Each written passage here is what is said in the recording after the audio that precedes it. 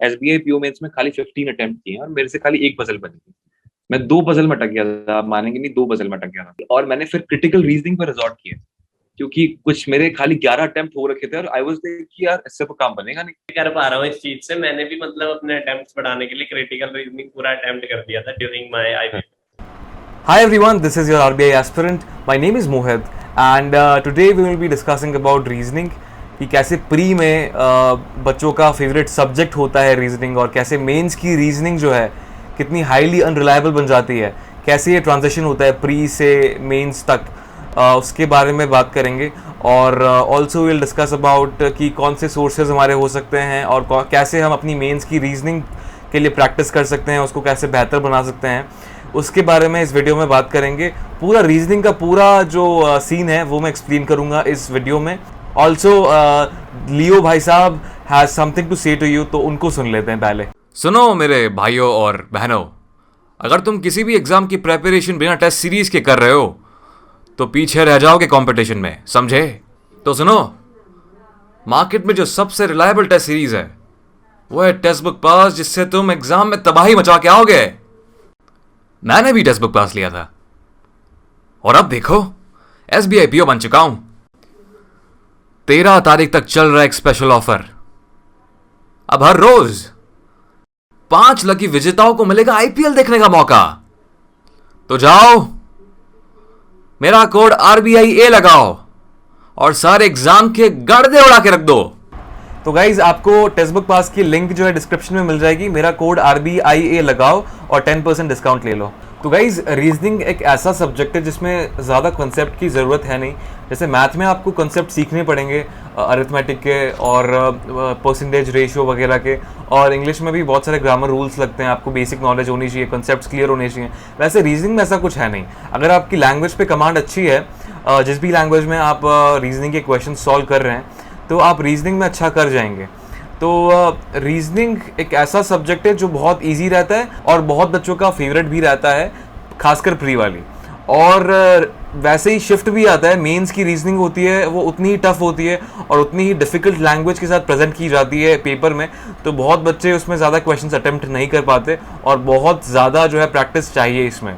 तो गाइस सबसे पहले मैं अपना बता देता हूँ कि मेरा सीन क्या रहता था रीजनिंग में, कैसे प्रायोरिटाइज करता था मैं। खासकर प्री की बात कर लेते हैं पहले कि प्री में सबसे पहले अगर क्लर्क का प्री है तो उसके अंदर मैं सबसे पहले पजल्स बनाता था, क्योंकि क्लर्क के प्री में बहुत ईजी पजल्स आती हैं, उनमें अटकने का सवाल ही नहीं बनता अगर आप ठीक ठाक प्रिपरेशन भी करके जा रहे हो तो।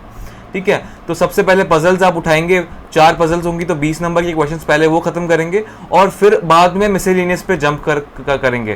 क्योंकि मैं तो ऐसे ही करता था। क्योंकि ऐसा क्यों होता है ऐसा, क्योंकि आप पजल्स में अटकोगे नहीं और लास्ट में क्या होता है कि लास्ट के कुछ मिनट्स में अगर मिसलेनियस 1-2 छूट भी जाए तो ठीक है, लेकिन एक पजल पूरी छूट गई तो 5 के 5 क्वेश्चंस छूट जाएंगे, तो that would not be right. और पीओ के प्री में पजल्स थोड़ी सी ट्रिकी आती हैं जहाँ पे आप अटक सकते हो, तो पहले मैं मिसलेनियस कर लेता था ताकि टाइम वेस्ट ना हो, उसके बाद जितनी भी पजल बने उतना बोनस। ठीक है, तो गाइज ऐसे में रीजनिंग को प्रैक्टिस करना कंटिन्यूसली बहुत ज़्यादा ज़रूरी बन जाता है। क्योंकि मैथ में भी मैं समझ सकता हूँ कि कॉन्सेप्ट अगर आपके क्लियर हैं और अगर आप कुछ दिनों तक पढ़ाई से ब्रेक ले लें तो ज़्यादा कुछ फ़र्क आएगा नहीं, लेकिन सबसे ज़्यादा जो फ़र्क आने वाला है वो आने वाला है रीजनिंग में। इसीलिए बोलते हैं कि पजल से आप कभी नाता मत छोड़ो, हमेशा उनको सॉल्व करते रहो, उनके साथ अपना लगाव जो है बना के रखो।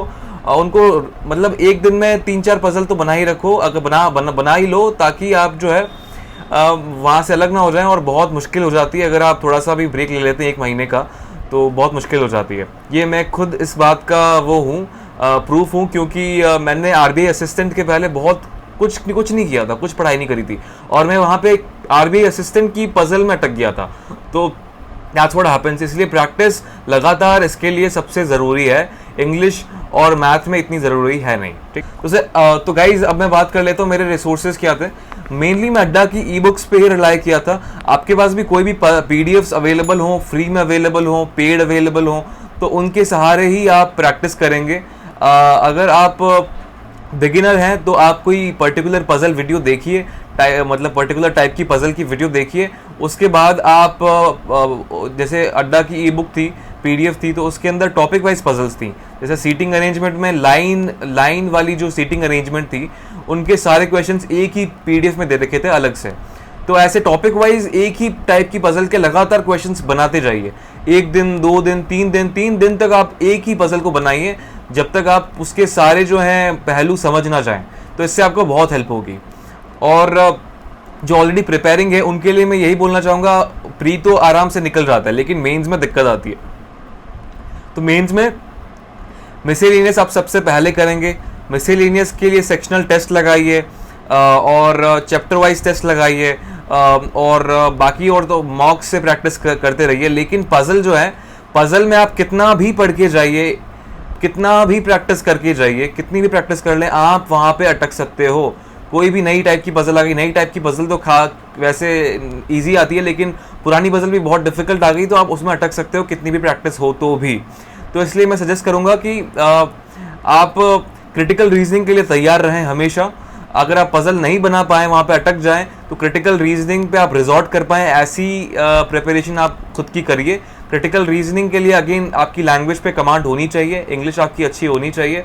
आप सेक्शनल टेस्ट लगा सकते हैं, क्रिटिकल रीजनिंग के भी टेक्स्ट बुक पास में अवेलेबल होंगे आई एम श्योर, तो वहाँ पे जाके आप लगा सकते हैं। मैंने खासकर रिजॉर्ट किया था क्योंकि SBI PO मेंस की जो रीजनिंग थी, वहाँ पे मैं 2 पजल में अटक गया, सिर्फ एक ही पजल बना पाया, तो मुझे क्रिटिकल रीजनिंग पे रिजॉर्ट करना पड़ गया। मैं 5 क्वेश्चंस बना के आया क्रिटिकल रीजनिंग के, और पाँचों के पाँचों सही थे, तभी मेरे 109 नंबर आए। ठीक है, तो मैंने वैसे खास कोई प्रिपरेशन करी नहीं थी, लेकिन हाँ, तो भी मेरे अच्छे मार्क्स आ गए, मैंने अटेम्प्ट कर ली। तो गाइज आप प्रिपेयर कर सकते हो। और गाइज एक बात हमेशा आपको याद रखनी है कि आपको 100% नहीं करना है वहाँ पे, आपको हर क्वेश्चन को नहीं बनाना है। आप हर क्वेश्चन को देख के ये सोचने लग जाएं कि ये भी बना लूँ, वो भी बना लूँ। आपको पता होना चाहिए दिमाग में कि भाई कौन सा क्वेश्चन मुझे अच्छे से आता है, किसमें मैं नहीं अटकूंगा, खासकर पजल्स में।